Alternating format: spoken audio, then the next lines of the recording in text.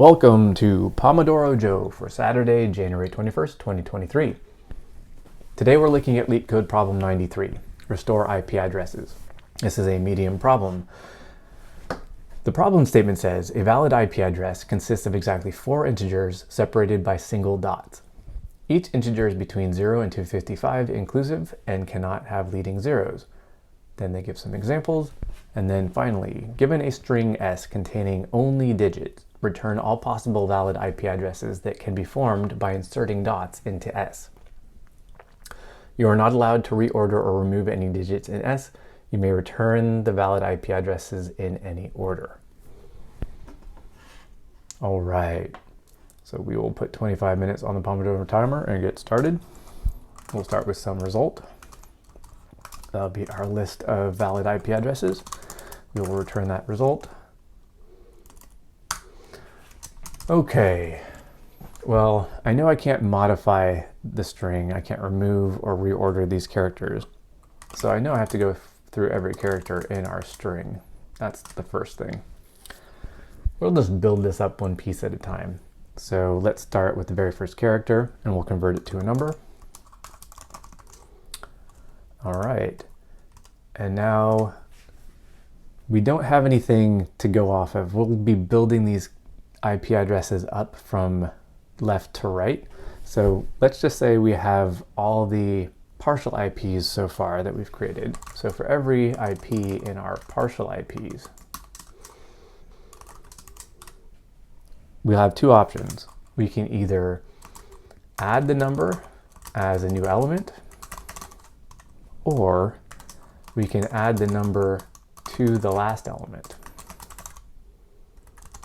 So for example, over here, if we have 192, we can either, when we start with 1, we can either add 9 to the 1 to make it 19, or we can just say it's 1.9 and so on and so forth. So we can either add the number as a new element to our IP address, or we can add the number to the last element of our IP address. Okay, so I'm going to need some list of partial IPs so far. So let's put that out here. We have some partial IPs, and that's just going to be a list. Okay, so if we add the number as a new element, how does that work? Well, we can only add it to our IP address if the partial IP isn't already more than 4 elements long. So we'll say if the length of our IP is less than 4, then we can add this number as a new element. Okay, so we'll have some new IP. That's going to be a copy of our current IP. I need to copy these because they are arrays which are shared. So we have some new IP. It's going to be same as our old IP, except our new IP now has, new IP. We will append our number to the end. So I should have mentioned, I'm thinking of these as an IP address is going to equal some set of 4 digits. So for example, 0000. So the IP address itself will be a list of 4 integers. Okay, so if we have fewer than 4 integers here, we can go ahead and add this number as a new element to our IP address. And then we'll add this IP address to, well, unfortunately we can't add it back to our partial IPs because we're iterating through our partial IPs. We can't modify partial IPs while we're iterating it. So we're going to keep, this is called a double buffer. So we'll have some new partial IPs.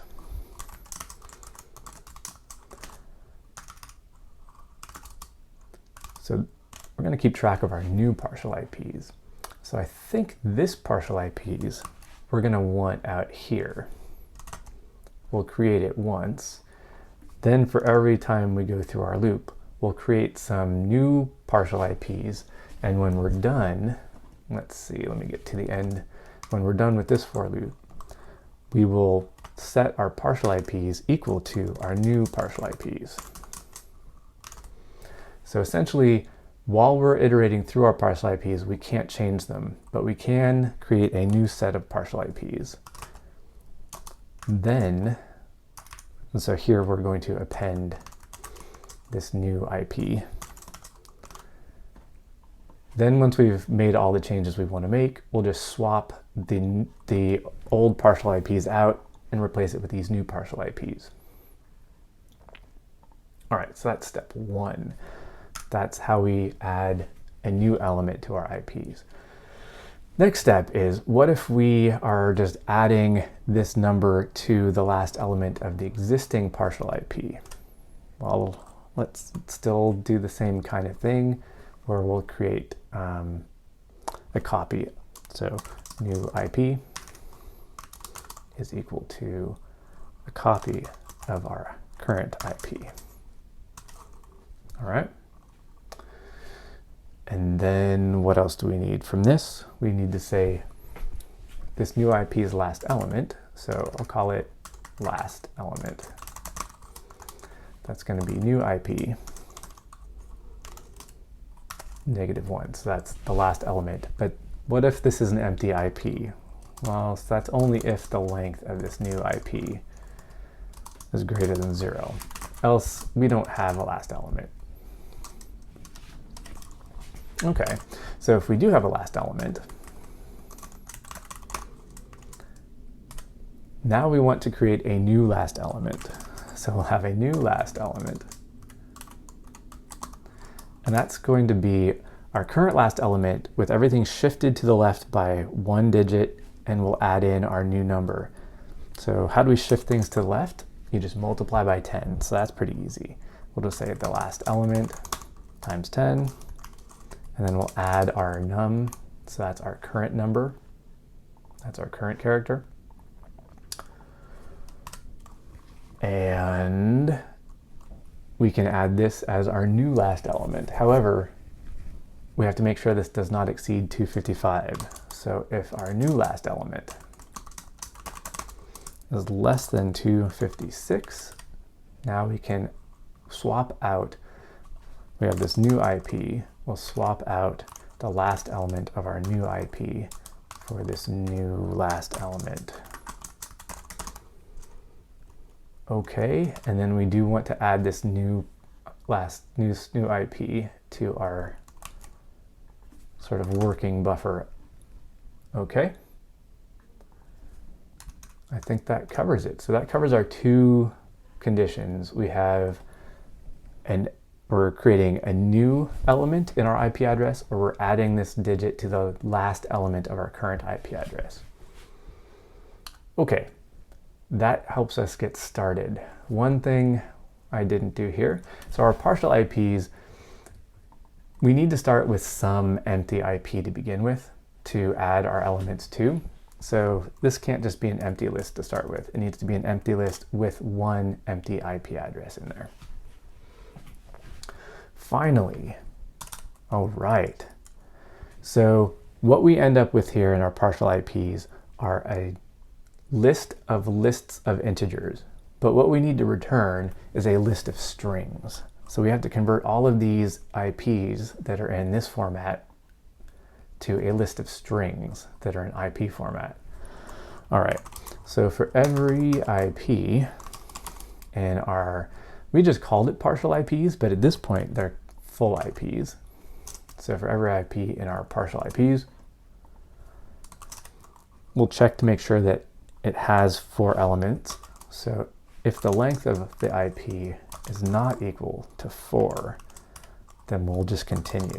This isn't a valid IP. We didn't get all the elements, or some of our elements are, I guess, they're just missing.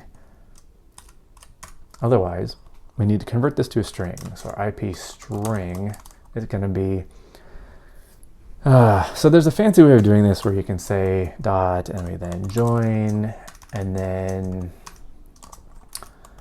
you will actually have to convert all of your elements to strings. So you can say map string over all of your elements in your IP. You could do this, but I'm going to make this simpler on us.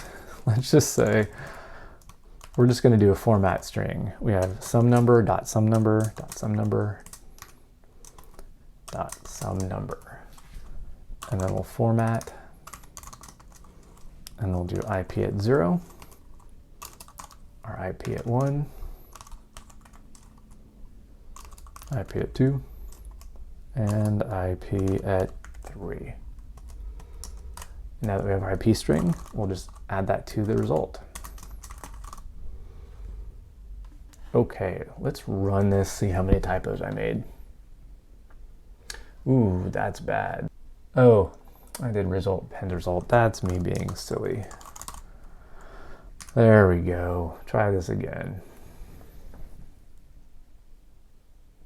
All right, and that passes. Let's go ahead and submit this and see how well we do. I will say there's lots of different ways to solve this problem. So we did okay, not great. This beats 70% of other algorithms for runtime, and it beats 70% for memory. You can do this many different ways. You can do this recursively. You can do this with strings only, with not even bothering to convert these to integers. You can do this using backtracking. Lots of different options. I totally recommend you try this one on your own. Check out all the different solutions. Give this a shot. It's a fun one. All right, hope you enjoyed this. Hope you learned something. Please write better code.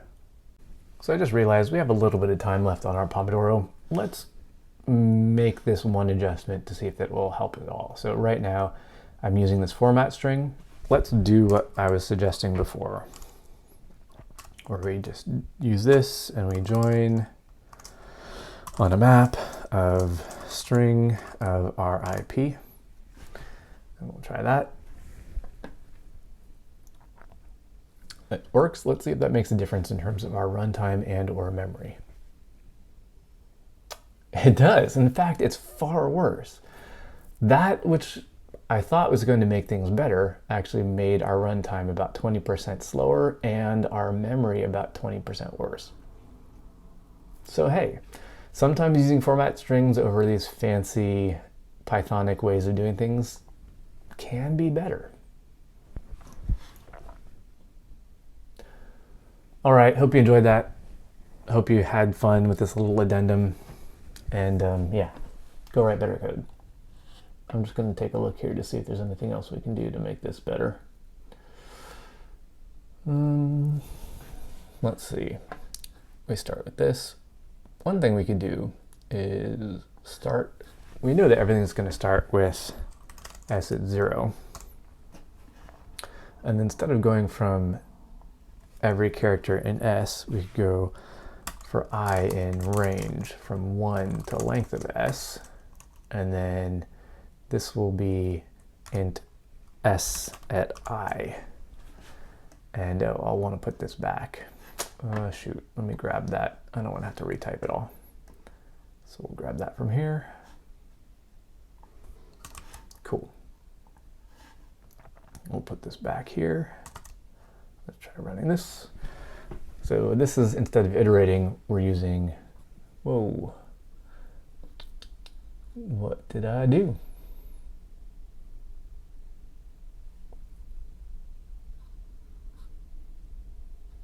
Oh, I need to convert this to an int, right? Okay, try that. See if that makes any difference. A little bit. Bumps us up to 89%. Improve at 89%. Bumps us up to beating 89% of other algorithms for runtime, 31% for memory. It's a trade-off. What else could we do? We could do things in here like these comparisons. Anyway, we're out of time. I'm pretty happy with this. Hope you enjoyed it. Hope you had fun. Hope you can go out and write some better code. Thanks. Bye.